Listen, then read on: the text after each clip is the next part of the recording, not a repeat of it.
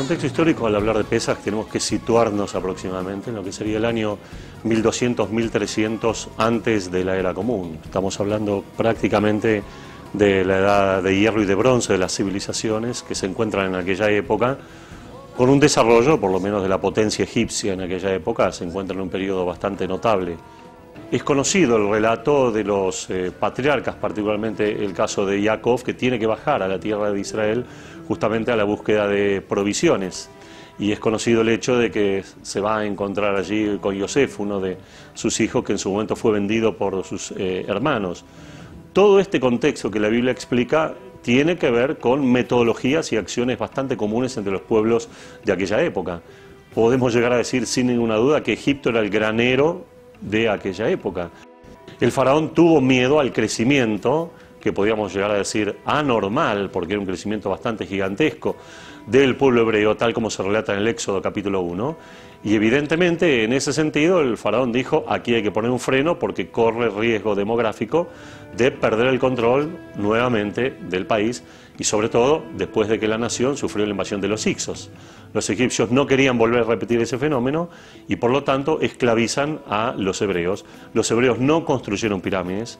Los hebreos construyeron algún tipo de obras que no sabemos muy bien cuáles son, graneros probablemente, cuarteles o las propias ciudades de Pitón y de Ramsés. ¿Cuál fue la primera impresión de Moshe al ver a sus hermanos en esclavitud y cómo fueron los primeros contactos con el faraón? Evidentemente muy difícil. Cada una de las acciones que Moisés llevaba y cada una de las quejas y pedidos para que el faraón liberara al pueblo de Israel eran, obviamente, adolecían de dificultades en el sentido de que el faraón se consideraba una autoridad todopoderosa y no reconocía a Moisés como un elemento emblemático. Lo que nosotros podemos ver es de que Moisés va cobrando mucha más fuerza en la medida que Egipto comienza a sufrir las famosas 10 plagas. En los primeros indicios sabemos que el faraón lo único que hizo fue endurecer el trabajo de los hebreos, y ya no solamente los hebreos tenían que construir las ciudades, sino que construir los ladrillos, cosa que en aquella época era extremadamente difícil. Mucha gente se pregunta, ¿pero cómo puede ser?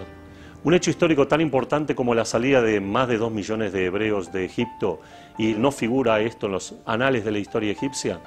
Lo que nosotros podemos responder a esto es que los egipcios, al igual que otros pueblos de la antigüedad, dejaban muchos registros de sus victorias, pero virtualmente ningún registro de sus derrotas. Y por lo tanto podemos quizás inferir que los egipcios hayan ocultado un periodo tan ominoso, donde un pueblo esclavizado y sometido como el pueblo de Israel se haya escapado de sus manos y evidentemente no haya quedado registrado en los anales de la historia egipcia. Hoy en día no hay palabra que no usemos más que libertad. Todo el mundo se llena la boca con el concepto de libertad. Inclusive hay quienes en nombre de la libertad justifican barbaridades. No es este el concepto que el pueblo hebreo legó a la humanidad. La idea de libertad está asociada primero a liberarse individualmente y colectivamente transformarse como pueblo, acatando una legislación, en este caso la Torá.